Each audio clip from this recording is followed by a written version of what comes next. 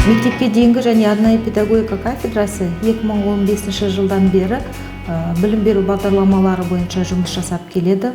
Бұл мектепке дейінгі тәрбие және оқыту педагогикасы және арнайы педагогика білім беру бағдарламалары бойынша жоғары білім беру жүйесіндегі білім бакалаврлар мен магистрлерді даярлау бағытында жұмыс жасайды.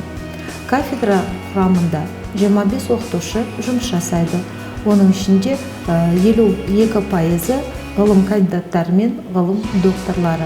Және де біздің кафедрада практик мамандар, мынау тіл дамыту орталықтары, мектепке дейінгі арнайы педагогика, мектепке дейінгі білім беру ұйымдарының мамандары, тәжірибелі мамандар қосымша жұмыс жасап, білім беру саласында өз тәжірибелерімен бөлісуде.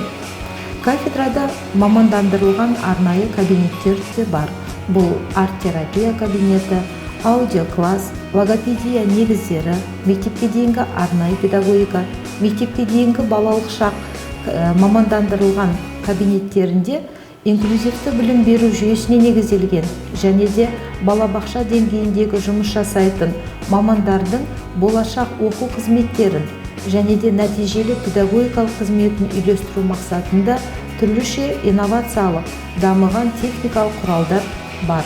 Соның ішінде мынау ұсақ қол моторикасын дамытуға бағытталған және де инклюзивті білім беру жүйесінде ерекше білім беру қажеттілігі бар балалардың білім алуына оңтайландырылған оқу және сөйлеу дағдыларын қалыптастыру және де үлгейтіп көрсететін ұлғайтқыштар, брайл машинкаларымен жұмыс жасайтын прототипті құрылғылар, білім беру жүйесіндегі оңтайландырылған қолжетімді кеңістіктер қалыптастырылған.